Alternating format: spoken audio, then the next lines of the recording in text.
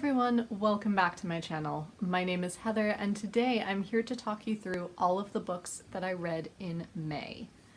Now, May was mainly the Historical Fiction Readathon run by Katie at Books and Things, so most of my reads for the month fit various prompts for that readathon. However, I did read some ARCs and one or two unrelated books as well.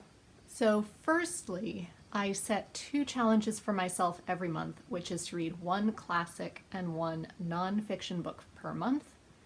My classic books I will get to later in the video, but for now I want to start by talking about my non-fiction book for May, which was Hooked by Sutton Foster, How Crafting Saved My Life.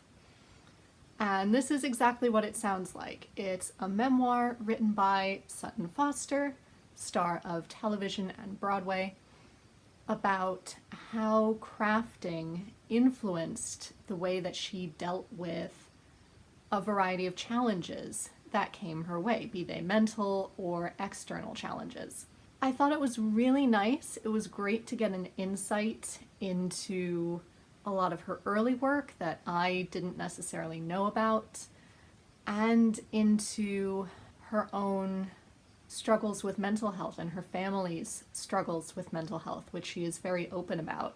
Yeah, I found it really insightful, very sweet, and I will be passing this along to a friend of mine who is also very into crafting, and it helps her deal with a variety of challenges that come her way. So I think she might really appreciate this. Then we come to my books for the Historical Fiction Readathon. One of the prompts was to read a book from your favorite time period, or rather that is set in your favorite time period. So I started with that, and my choice was The French Lesson by Hallie Rubenhold. And this is book 2. It is the sequel to Mistress of My Fate. And both of these books follow Henrietta Lightfoot. I can't tell you too much of what happens in the plot of this book since it is a sequel, but Henrietta Lightfoot is kind of a later version of Moll Flanders, I feel. She falls hopelessly in love with this man, and a variety of things keep going wrong in their pursuit of this relationship, which draw her into, the only word that's coming to mind is debauchery, but if you can think of a better word, let me know in the comments down below. And she has to rely on her feminine charms and her wit to survive and try and get to her next safe spot. So book 1 ends with her on her way to France or setting foot in France, and that is where this book picks up, and it spends most of its time in Paris. However, it is Paris of 1792, so it is not at all safe for anyone, especially for an English woman like Henrietta. And I loved seeing the French Republic from the inside. I feel like that's not something that I at least get to see in fiction very often. I did feel like it dragged on a bit and it was just so bleak a lot of the time. You know, poor Henrietta just could not catch a break. And I felt like that got a bit unbelievable at times, but then again, it was the French Republic, so that it might not be that far from the truth. So overall it was enjoyable. I think I enjoyed part 1 a little bit more, but this was definitely a lovely sequel. Another prompt was to read a piece of historical fiction based on the life of a real person. And so for that I chose Cecily by Annie Garthwaite. Yes, I believe she was the wife of Richard, the Duke of York, I believe, or a large figure in the Yorkist faction. And we get to see the Wars of the Roses from her perspective as a wife, as a mother, and Annie Garthwaite posits that she had a big influence on the political decisions that the men around her were making, that she was far more of a strategist and far more ambitious than a lot of historians give her credit for. And I found that really interesting. I loved the way it was written. I found it very engaging. And yeah, it was just a really enjoyable read. I can't speak too much to the ins and outs of the events because I'm still a little bit fuzzy as to the Wars of the Roses, as I think is only fair. They were incredibly complicated. But it was a really, really enjoyable read, and I loved having that little bit more insight than I did earlier. Another prompt was to read a book set in a time period that you are less familiar with. So for this one, initially, I chose The Shadowy Horses by Susanna Kearsley, because it sounded to me from the plot description that it was set in modern day, but we were following an archaeological team who were trying to find remains of the lost Roman legion in Scotland. So based on some of Susanna Kearsley's other books that I have read, I thought we would be spending some time seeing what life was like within that Roman legion or within Roman Britain, which is a time period that I am not very familiar with. We didn't really get that. This, I have to say, is probably one of my least favorite Susanna Kearsley books I've read to date.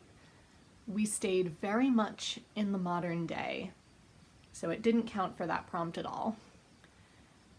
And on top of that, it felt as though it couldn't quite decide what it wanted to be. It felt at times like it wanted to be a gothic ghost story, but that only started showing up about halfway through. We really only got glimmers of that. The romance happened very quickly, and thus wasn't entirely believable, although it was very predictable. But again, we didn't get to see a lot of that development either, and we didn't really get to see them doing a lot of archaeological digging, so it wasn't really historical, so I'm not entirely sure what this was meant to be. I am, however, looking forward to some of her other works and hoping that they are a little bit stronger and a little bit better.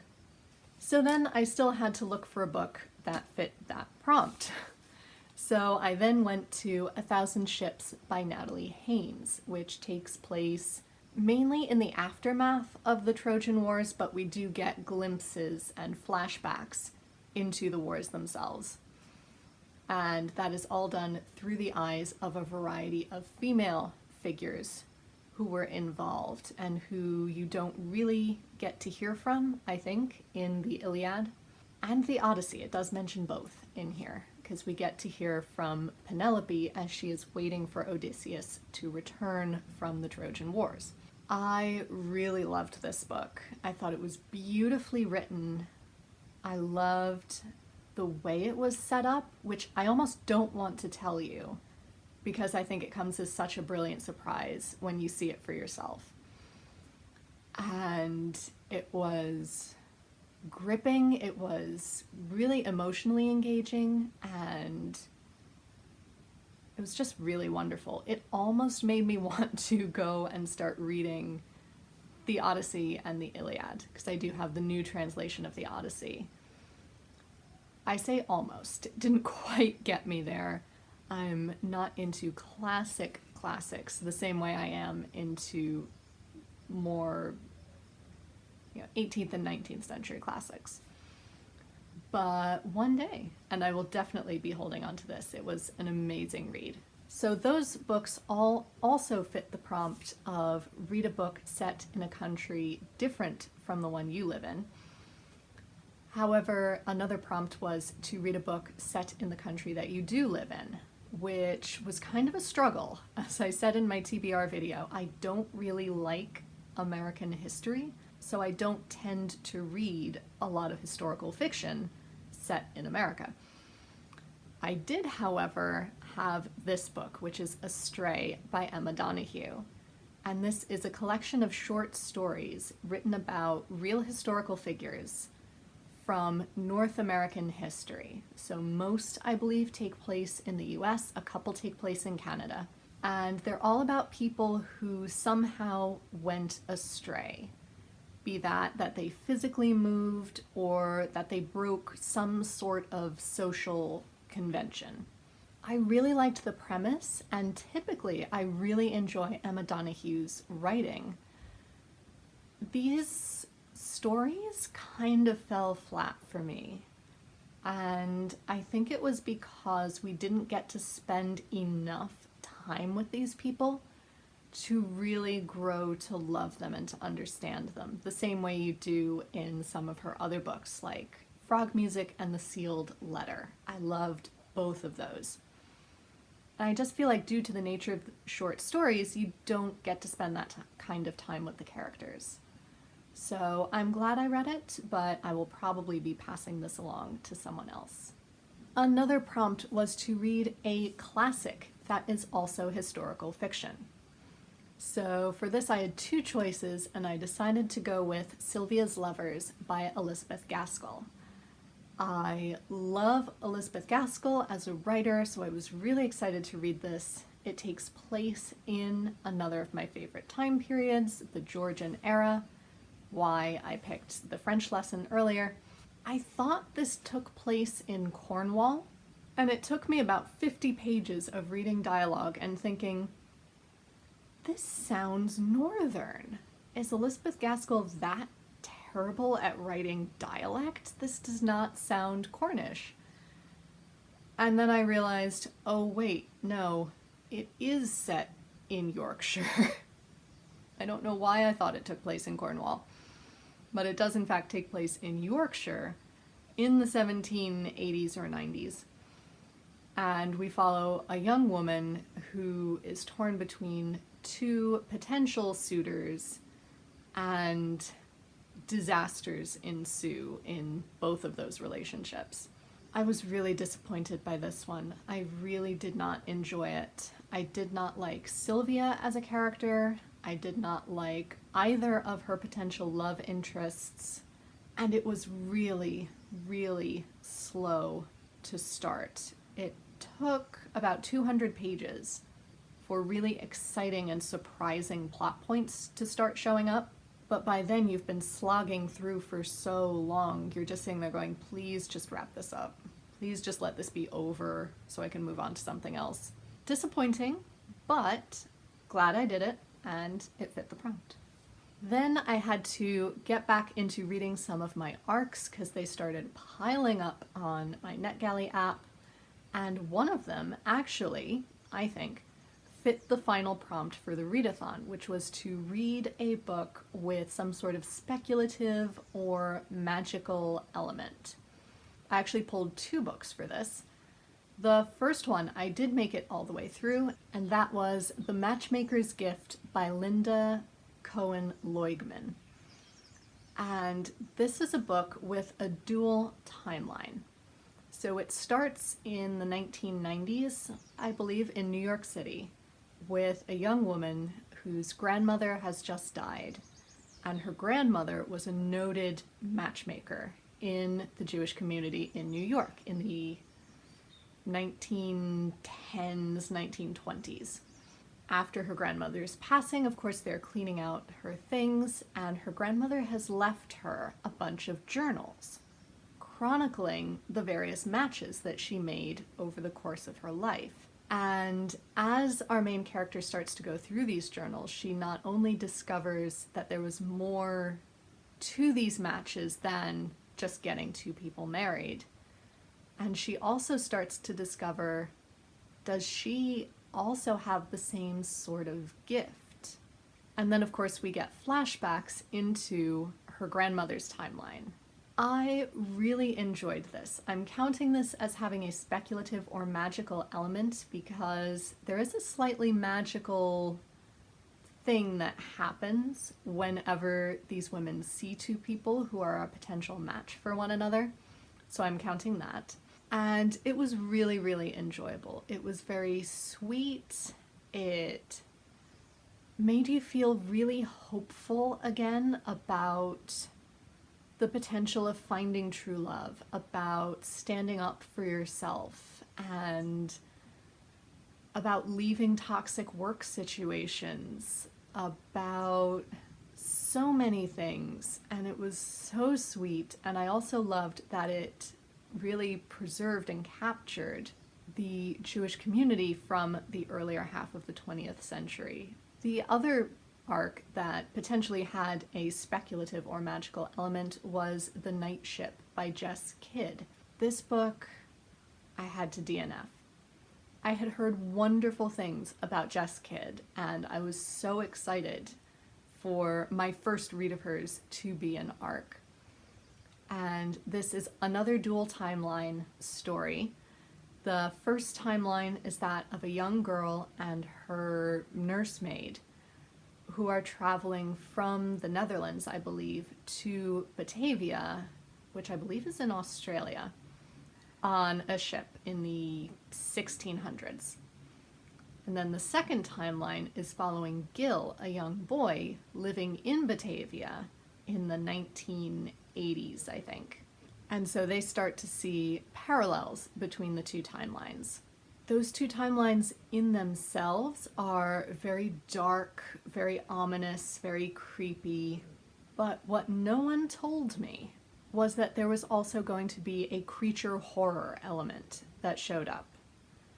And it started to feel very much like Stranger Things, which I am slowly battling my way through because I have to know what my students are talking about. But I did not want to read this on top of that. It was not going to be good for my mental health, for my physical health. It was making me physically ill reading it. So I had to DNF it, and that is what I told them in that review as well, that you have described elements of the plot, but you have left out this major element which might turn readers off of reading it. You really need to tell people about that before going in. So if that is not something that bothers you and that book sounds interesting, please go ahead and read it, but it just wasn't for me. But to not end this wrap up on a sour note, I did have two other really good reads. One of them was my final arc for the month, which was The Murder of Mr. Wickham by Claudia Gray. And this has just been released this month, I believe. And it is exactly what it sounds like. It's a murder mystery, very Agatha Christie-esque, in which Donwell Abbey is playing host to all of the main characters from Austen's 6 novels for a variety of reasons. So Emma and Mr. Knightley are, of course, hosting everyone, but we also have Anne and Captain Wentworth staying there, Mr. and Mrs. Darcy, who else? Fanny and Edmund, Marianne and Colonel Brandon, and the Tilney's daughter. And so they are all staying there when suddenly Mr. Wickham turns up. No one is excited to see him for a variety of reasons, but a storm crops up at the same time, and even though they would like to turn him away immediately, they can't turn him out in this storm. So he ends up staying, and within 48 hours, he winds up dead. And so Frank Churchill, who is now Highbury's magistrate, is called out to perform the inquest. However, Juliet Tilney and Jonathan Darcy are afraid that he's got the wrong end of the stick and justice will not be delivered. So they decide that they are going to team up and try and solve this murder themselves. And so then we follow their discoveries, and we also get glimpses into private conversations between all of the married couples who are staying there, because it was the middle of the night on this estate, so it had to have been one of the guests. And they all have a potential motive for why they wanted him out of their lives. I found this really, really fun. It was really interesting seeing Claudia Gray's take on each of these characters' psychologies and how they might work under that kind of pressure, which we never really get to see in Austen's original work. I have to say, I didn't necessarily love the way that certain couples were handled, especially towards the middle of the book. I didn't love the way Anne and Captain Wentworth were headed. I didn't love the way that Fanny and Edmund were headed, but she did resolve them well. She resolved both of their stories and their relationships well. And I think she based those decisions in plausible psychology. So it was just really interesting getting to see another person's take on these characters that we all love so well. Another interesting note, it's never explicitly stated, possibly because the characters themselves wouldn't have had the vocabulary to describe this. But I believe she portrayed Jonathan Darcy as being somewhere on the autism spectrum, which it was really interesting to see how that would have worked in the Regency when there was such a structured moral code and set of social guidelines that one had to follow. So overall, I would highly recommend that one, especially since Jane Austen July is coming up in another month. And finally, my last book that I finished in May was The Canterbury Tales by Geoffrey Chaucer. I did it! I did it! It took me 2 months, but I finally did it. And I have to say, I'm really glad that I read them. I didn't necessarily enjoy a lot of them. There was the one tale, I forget whose it was, that was vehemently anti-Semitic. There was another tale where the butt of the joke was students raping the wife and daughter of the house that they were staying in. But again, I was able to overlook them a little bit because these characters, and indeed Chaucer's points of view and their moral codes, were literally medieval, so they are not going to line up with our modern sensibilities at all. I loved The Wife of Bath's tale, or more, I loved the prologue to The Wife of Bath's tale, because she was saying things that modern feminist Christians are still saying. We are still fighting that battle, and it was so refreshing to see that someone thought that way even then. And I had a long conversation with my mother about it, and it was really awesome. The Knight's Tale, on the other hand, was extremely disappointing because it was basically two noble kinsmen without the subplots, which I've already read. I didn't want to spend another 150 pages reading it again. So that was a bit disappointing, but overall I am so pleased that I made it through these, and I can now understand any references that people make to the Canterbury Tales with much more detail and a greater appreciation now. So there you have it. Those were my books for the month of May. Let me know down below what you thought of any of these books, if you have read them yourselves, or if you have further questions or things to add to anything that I said. And if you read anything really fascinating and exciting this month, please let me know down below. Until next time, be safe, be well, and happy reading. Bye everyone.